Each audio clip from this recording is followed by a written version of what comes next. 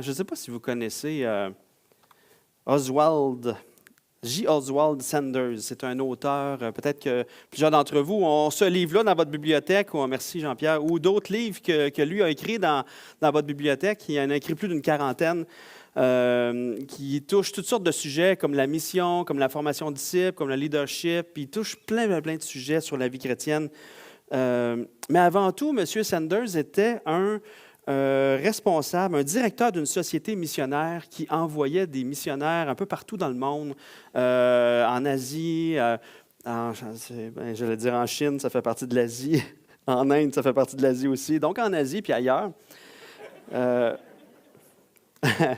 la mission était très, très, très importante pour lui.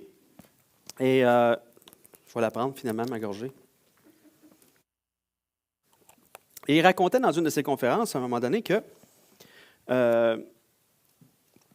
il racontait l'histoire d'un missionnaire indien, donc un missionnaire qui vient de l'Inde, qui présentait l'Évangile en Inde.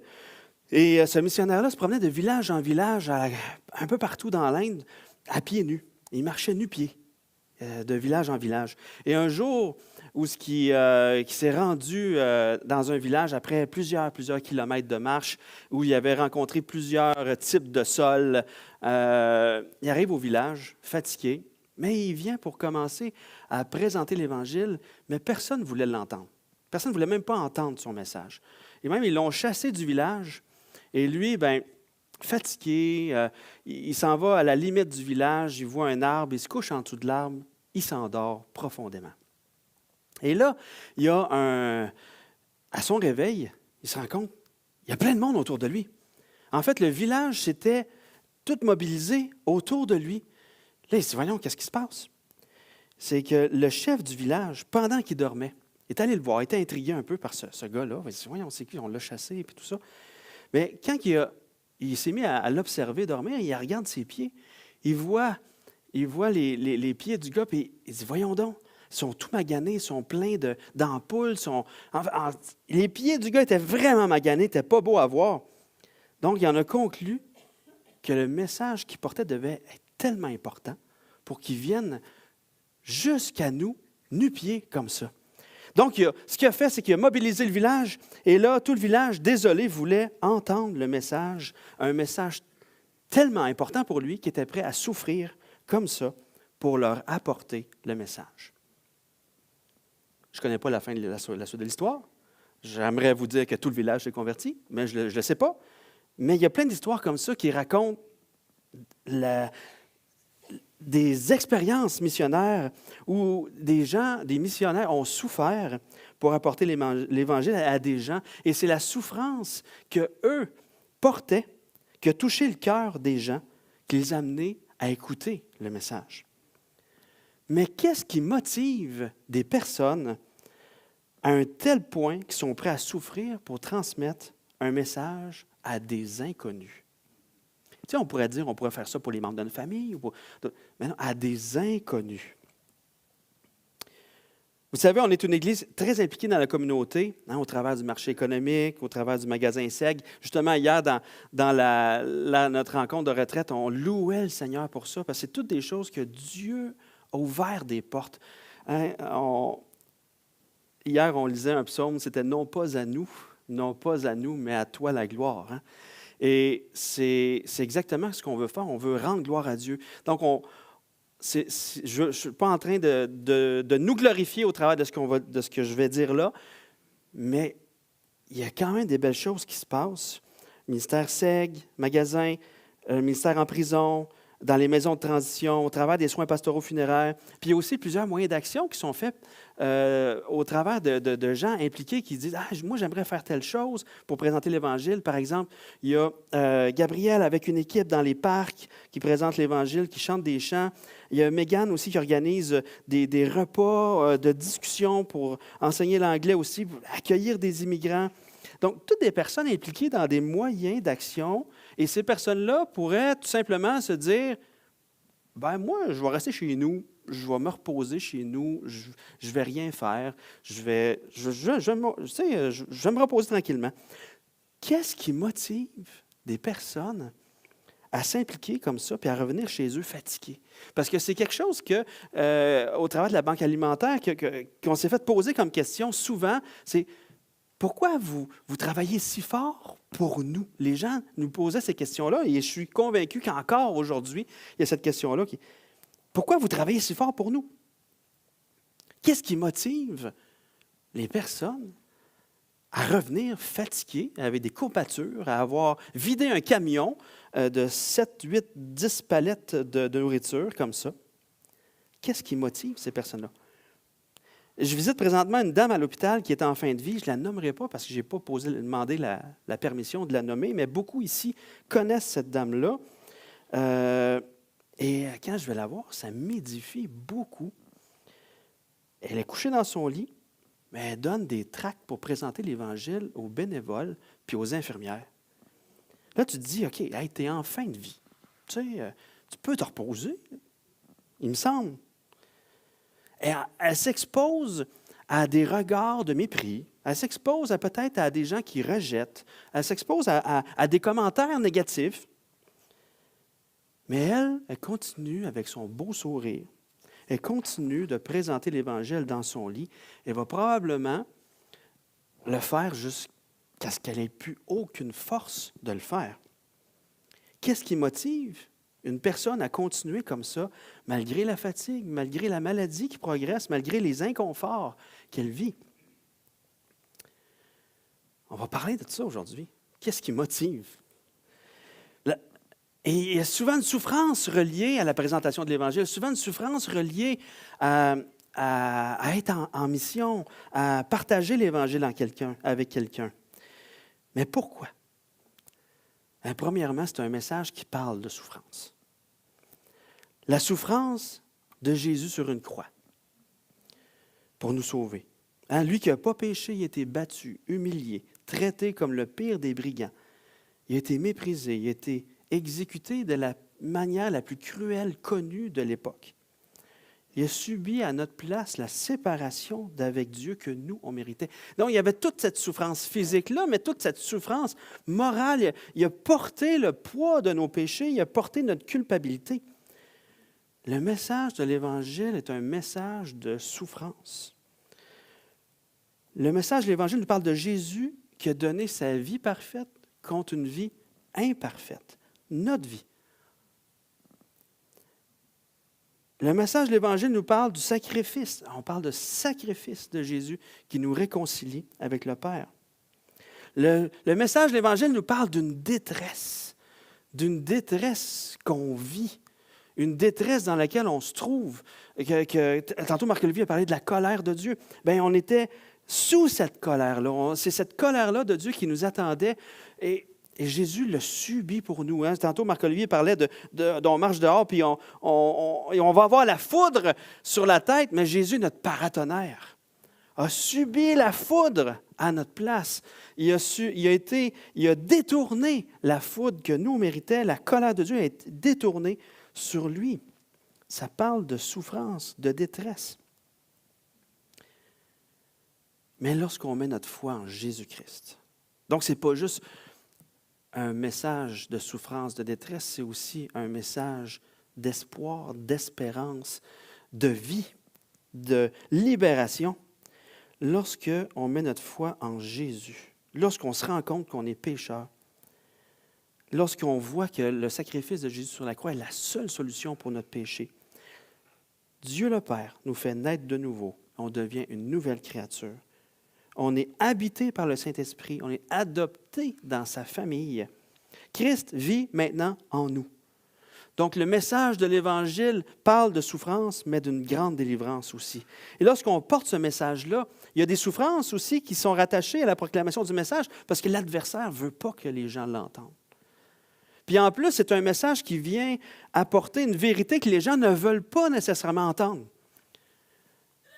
Hey, t'es malheureusement, comme nous tous, avant de mettre notre foi en Jésus, tu es perdu. Tu as besoin de Jésus-Christ. Et les gens ne veulent pas entendre ça parce que, ben voyons, je ne mérite pas la colère de Dieu. Voyons, non, c'est quoi cette histoire-là? Je suis quand même une bonne personne.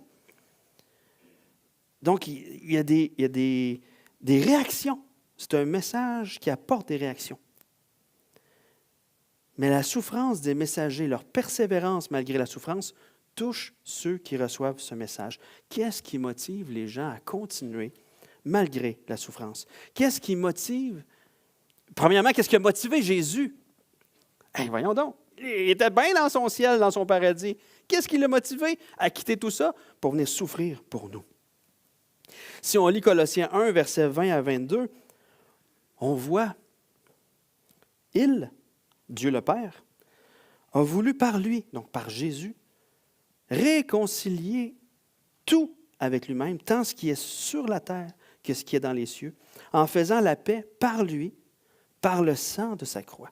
Et vous qui étiez autrefois étrangers et ennemis par vos pensées et par vos mauvaises œuvres, il vous a maintenant réconciliés par sa mort dans le corps de sa chair, pour vous faire paraître devant lui saint, irrépréhensible et sans reproche. Donc Jésus était motivé par ce désir-là de nous réconcilier avec le Père. Nous qui étions des ennemis de Dieu, nous qui étions, à cause du péché, nous qui n'étions pas saints, nous qui avions besoin d'être sanctifiés, nous qui étions répréhensibles, remplis de reproches, il nous a fait devenir en Jésus-Christ irrépréhensibles et sans reproche. Et tout ça poussé par l'amour qu'il y a pour nous.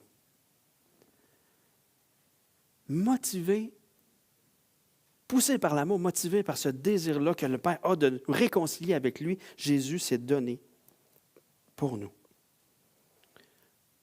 Ouais, mais c'est Jésus. Jésus est animé d'un amour parfait pour nous. Mais nous, des êtres humains imparfaits, qu'est-ce qui peut motiver quelqu'un jusqu'à souffrir pour un inconnu? Être dans l'inconfort ou se fatiguer ou risquer de se faire rejeter pour des inconnus. Qu'est-ce qui peut pousser quelqu'un comme ça? Même que l'apôtre Paul, dans le passage qu'on va lire un matin, il va plus loin. L'apôtre Paul dit, il se réjouit dans ses souffrances. Ben voyons donc, il est malade, lui. C'est un masochiste, ça se peut-tu, c'est-tu ce mot-là?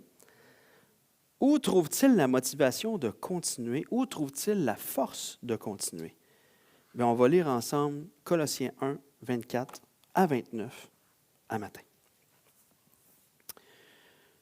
L'apôtre Paul dit, « Je me réjouis maintenant dans mes souffrances pour vous, et ce qui manque aux souffrances de Christ, je l'achève en ma chair pour son corps, qui est l'Église. C'est d'elle que j'ai été fait ministre, selon la charge que Dieu m'a donnée auprès de vous, afin que j'annonce pleinement la parole de Dieu. Le mystère caché de tout temps et dans tous les âges, mais révélé maintenant à ses saints, à qui Dieu a voulu faire connaître quelle est la glorieuse richesse de ce mystère parmi les païens, savoir Christ en vous, l'espérance de la gloire. C'est lui que nous annonçons, exhortant tout homme et instruisant tout homme en toute sagesse, afin de présenter à Dieu tout homme devenu parfait en Christ. C'est à quoi je travaille en combattant avec sa force qui agit puissamment en moi. » Donc, qu'est-ce qui motive l'apôtre Paul à un point tel qu'il va souffrir pour les gens, pour l'Église, pour présenter l'Évangile? Premièrement, on va voir que Paul aime le corps de Christ, l'Église. Il est conscient que l'Église, là, c'est le corps de Christ. Verset 24, je vais juste vous le relire. « Je me réjouis maintenant dans mes souffrances pour vous, et ce qui manque aux souffrances de Christ, je l'achève en ma chair pour son corps, qui est l'Église. » Donc, Paul se réjouit dans ses souffrances pour les Colossiens. Paul, il ne connaît pas personnellement les Colossiens. Ce n'est pas lui qui a implanté l'Église de Colosse. Et Colosse, à l'époque, ce n'était pas une ville super glamour à l'époque de Paul. C'était une ville qui était très en déclin. Elle avait connu une certaine gloire dans l'Empire romain, mais à l'époque de Paul, les infrastructures étaient en ruine, étaient désuètes. L'Empire investissait plus. Ce n'était plus un centre commercial important qui a déjà été, mais qui n'était plus là, pas de cette manière-là. Et les gens, tranquillement, quittaient Colosse pour aller vers les villes voisines, où il y avait plus de richesses et tout ça. Et en 60 après Jésus-Christ, il y a eu un grand tremblement de terre dans cette région-là qui a complètement rasé la ville de Colosse puis certaines villes autour. Et les villes autour se sont construites très rapidement. L'Empire a investi, a mis des ressources, mais pas à Colosse. Colosse, ça a été très long avant qu'il soit reconstruite partiellement. Donc, ce n'était pas une ville hyper importante, puis ce n'était pas un point hyper stratégique pour une église d'être là qui va être un tremplin pour propager l'Évangile encore plus loin. Ce n'était pas comme Corinthe ou d'autres villes qu'on voit. Donc, Colosse, c'était, à un regard humain, ce n'était pas la plus grande stratégie. Mais même si il n'y avait pas d'intérêt pour l'Empire, que Colosse n'avait pas d'intérêt aux yeux de l'Empire à ce moment-là, Paul voyait les enfants de Dieu comme précieux. Il voyait toute l'Église comme étant précieuse, dont l'Église de Colosse aussi. Et Paul était en prison quand il écrivait cette lettre-là. Il aurait pu se reposer, pas se casser la tête pour les autres, attendre son exécution, bien tranquille. Ben non, il a écrit à Colosse pour les édifier, pour les encourager, même si ce n'était pas la plus grande Église qu'il y a pu y avoir. Le corps de Christ, tellement précieux, qui se réjouit dans ses souffrances pour elle. Tout le corps de Christ, toutes les églises que Paul a en tête font partie du corps de Christ, même celles qui peut-être qui n'est même pas au courant qui existent, font partie du corps de Christ. Et Paul est en train de parler de ses souffrances en général qu'il a subies à cause de l'Évangile.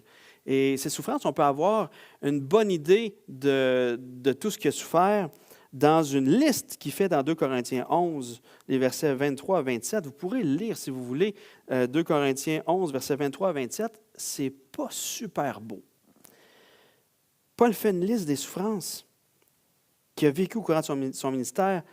Et à cause de l'Évangile, il parle de flagellation, il parle de coups de bâton, de naufrage, de multiples dangers qui viennent des brigands, des faux frères, de la faim et le froid. Paul endure tout ça parce qu'il aime l'Église. Parce qu'il discerne au travers de l'Église. Il sait que l'Église, c'est le corps de Christ, relié à Christ. Il aime Christ, il aime son corps, il aime l'Église. Et Paul dit que ce qui manque aux souffrances de Christ, il l'achève en sa chair, dans son propre corps, dans son corps à lui. Qu'est-ce qu'il veut dire là, Paul? Voyons donc. Est-ce que ça veut dire que sur la croix, Jésus, tout ce qu'il a souffert, ce n'est pas suffisant pour sauver les gens? Non, Paul n'est pas en train de parler du salut. Il n'est pas en train de parler de la mort sur la croix de Jésus, des souffrances que Jésus a supportées pour nous. Parce que Jésus, sur la croix, avant de décéder, il a dit « Tout est accompli ». Donc, il n'y a rien, aucune souffrance que nous, on peut ajouter qui peut faire que quelqu'un va être sauvé ou que nous-mêmes va être sauvés, aucune œuvre qui vient de nous qui va ajouter quelque chose au salut. Tout est accompli en Jésus-Christ. Mais Paul est tellement conscient de son union à Christ. Paul est tellement conscient qu'il fait partie du corps de Christ. Paul est tellement conscient que Christ est la tête du corps de l'Église, qui sait que Christ souffre avec lui lorsque lui, il souffre. Lorsque Jésus apparaît à Paul, qui s'appelait Saul de Tarse, qui persécutait l'Église, Paul est en train de persécuter l'Église. Paul amenait les gens, les chrétiens, en prison. Tous ceux qui invoquent le nom du Seigneur Jésus-Christ, ils les emmenaient en prison, ils les faisaient battre de verge, il était vraiment cruel. Paul persécutait l'Église. Mais quand Jésus est apparu à Paul, Paul dit « Qui toi? » Et Jésus dit « Je suis celui que tu persécutes. » Persécuter l'Église, c'est persécuter directement Jésus-Christ.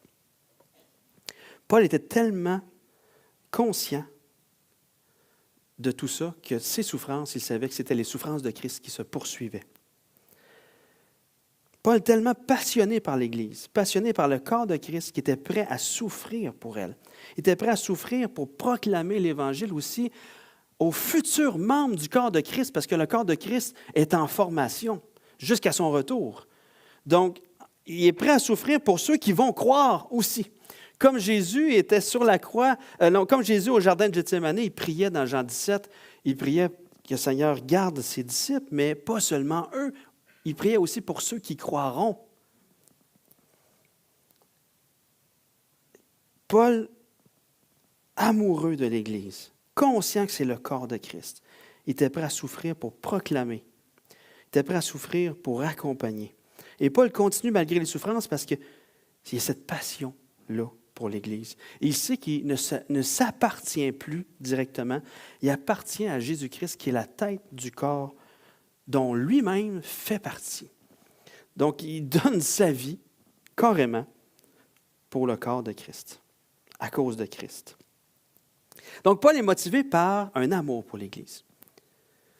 Et si je nous pose la question à nous, qu'est-ce qui nous motive, nous, à servir l'Église, à servir Christ au travers de l'Église? Qu'est-ce qui nous motive?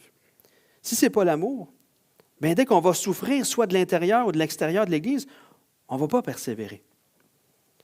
On va se dire, bien, ça ne sert à rien de souffrir pour ça, là, cette gang de comiques-là. Mais cet amour-là pour l'Église, qui peut pousser une personne à persévérer malgré la souffrance, est-ce que vous pensez qu'on peut se lever un bon matin et se dire « Aujourd'hui, je m'engage solennellement à aimer l'Église et à souffrir pour elle, peu importe ce qui va arriver. » Pensez-vous que c'est de même que ça marche? Non, ce n'est pas comme ça que ça marche. Il y a quelque chose qui nous amène à aimer les gens, à aimer l'Église à ce point-là. C'est quoi cette chose-là? On va voir la deuxième chose. Paul est animé de la vie de Christ et possède l'espérance de la gloire. On va lire les versets 25 à 27.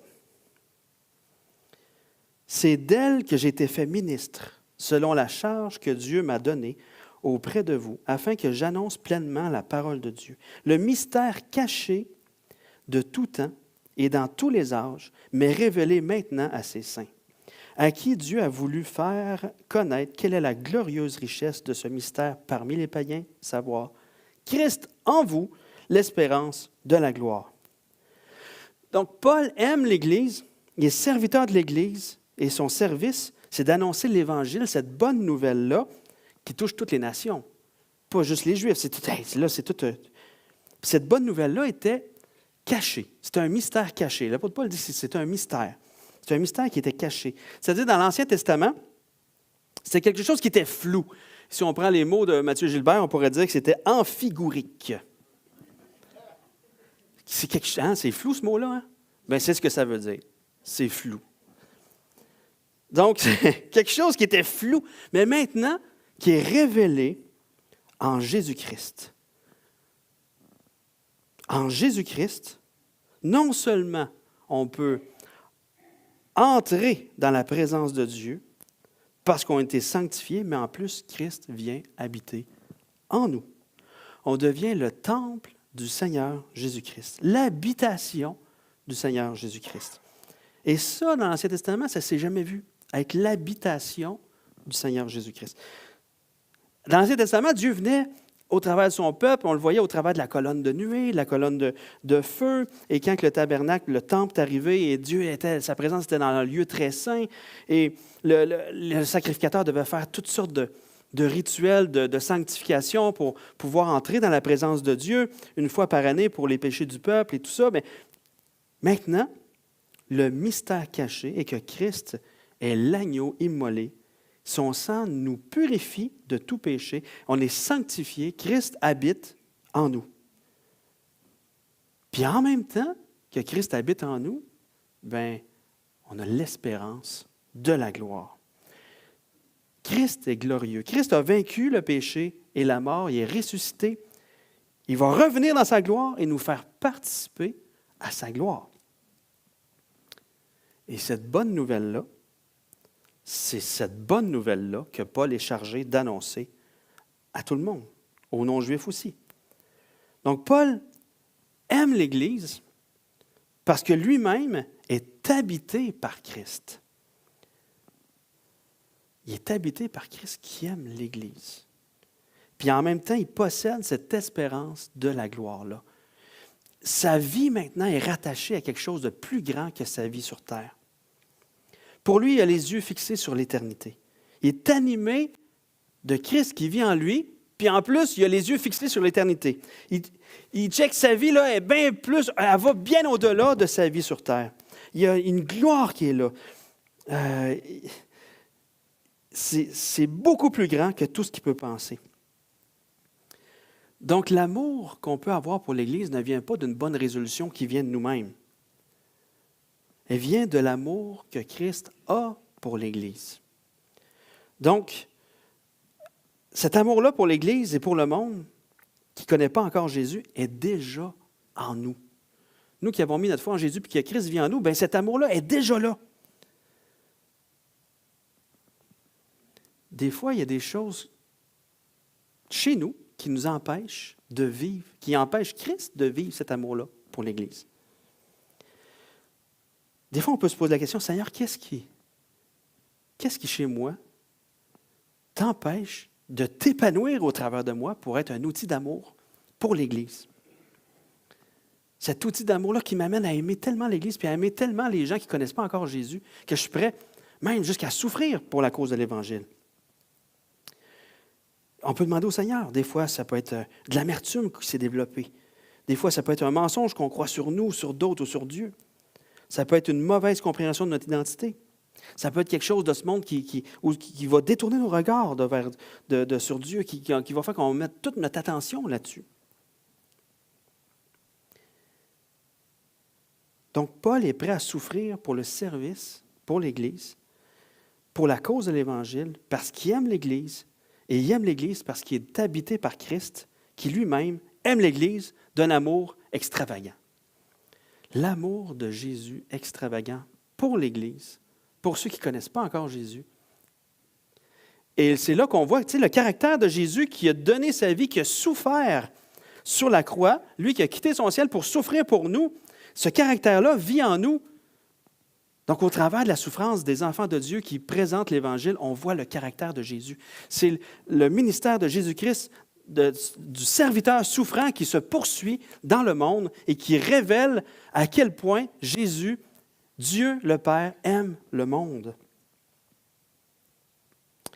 Donc, Paul peut mettre sa vie de côté pour le ministère de l'Évangile et accepter de vivre joyeusement la souffrance à cause de l'Évangile parce que Christ vit en lui, puis il possède l'espérance de la gloire. Il y a toute une vie éternelle de gloire qui l'attend. Et c'est plus important pour lui que n'importe quoi, que sa propre vie. Mais qu'est-ce que cet amour-là l'amène à faire pour l'Église? On va regarder le troisième point. Paul poursuit le rêve de Christ. Paul est en train de poursuivre le rêve de Christ. Versets 28-29.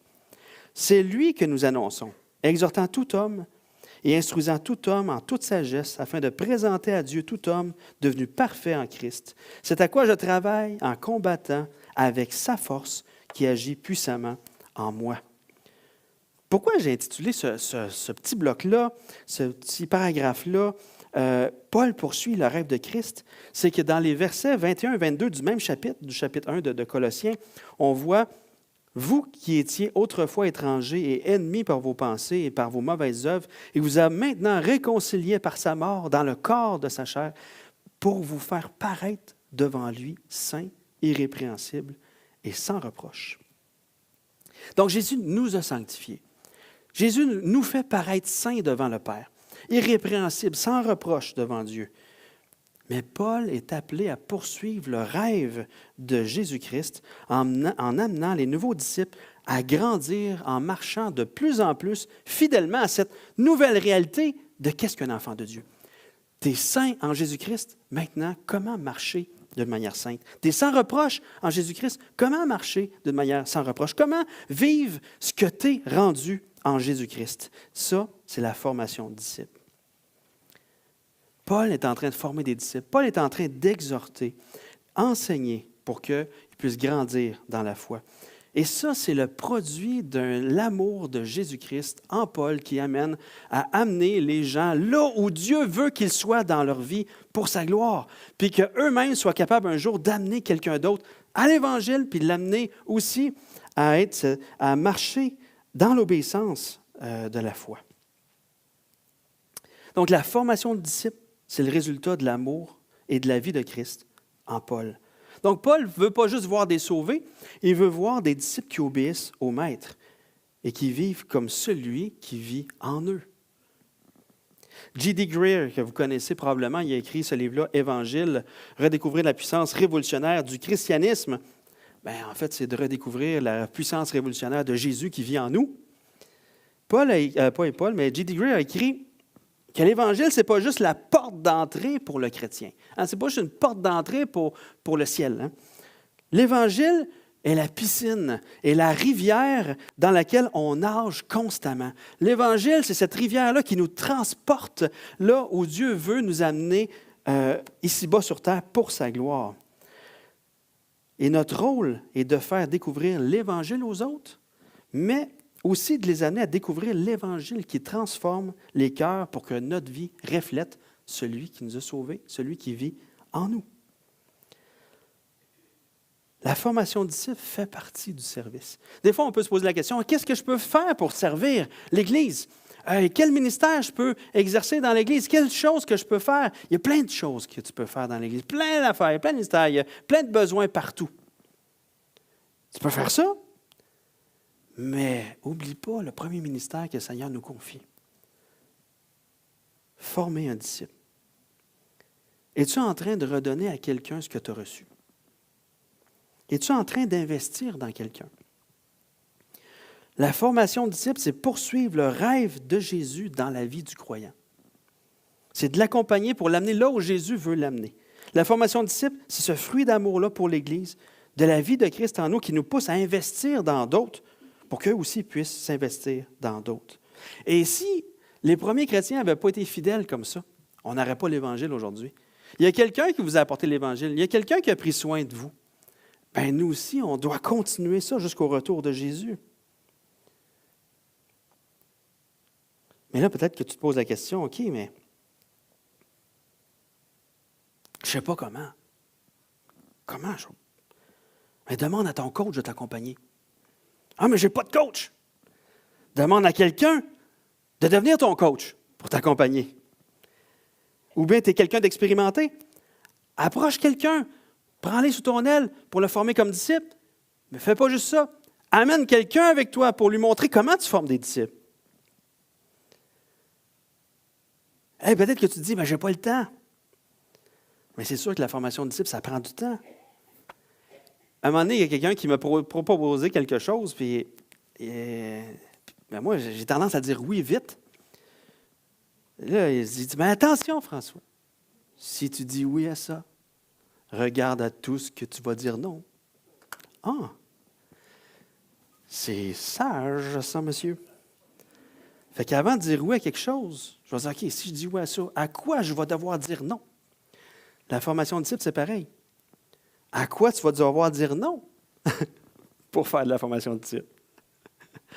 Qu'est-ce qui prend tant de ton temps que tu peux dire non? Ou diminuer, ou faire telle chose pour prendre quelqu'un sous ton aile? Ça demande des sacrifices. À quoi tu vas dire non? Oui, mais je ne vais pas être capable. Mais c'est un pas de foi. Je vous relis juste le verset 29. L'apôtre Paul aussi, c'est un incapable. Il dit, c'est à quoi je travaille? En combattant avec sa force qui agit puissamment en moi. On est tous des pas capables. Mais Jésus qui vit en nous, il est capable. Puis il veut. Puis il aime l'autre. Donc on peut s'investir dans la formation de disciples, présenter l'Évangile, motivé par l'amour pour le corps de Christ, parce qu'on peut puiser directement en Christ, qui vit en nous. Puis on a cette espérance-là que ce n'est pas notre vie ici qui compte, c'est celle au monde auquel on appartient présentement en Jésus-Christ. Et je vais inviter l'équipe de célébration à s'avancer. Et pendant qu'ils s'avancent, j'aimerais juste vous lire une petite histoire. T'sais, on peut se dire, ah mais là, j'ai aucune capacité, j'ai pas de force, je sais pas comment faire, j'ai déjà marché une fois puis j'ai tombé. Tu sais, il y a toutes sortes de défaites. Mais il y a plusieurs années, ça c'est une histoire qu'un conférencier en mission a apportée. Il y a plusieurs années, une femme en Afrique a donné sa vie au Christ. Elle avait 70 ans.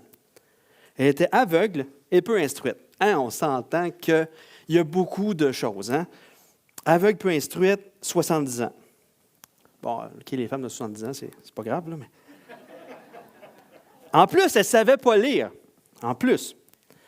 Du point de vue de la plupart des gens, il y a plein de choses qu'elle ne pourrait pas faire pour le royaume de Dieu. Mais ce qu'elle a fait, elle est allée voir le missionnaire qui lui a apporté l'Évangile. Elle lui a demandé une Bible. Elle lui a dit, peux-tu m'ouvrir ma Bible à Jean 3,16, le souligner en rouge, mettre le petit signet à cet endroit-là. Et là, le missionnaire fait tout ça, et il lui donne la Bible. Et là, il était intrigué, il l'a suivi, mais elle ne pouvait pas le voir. Elle s'est assise. Elle était devant une école.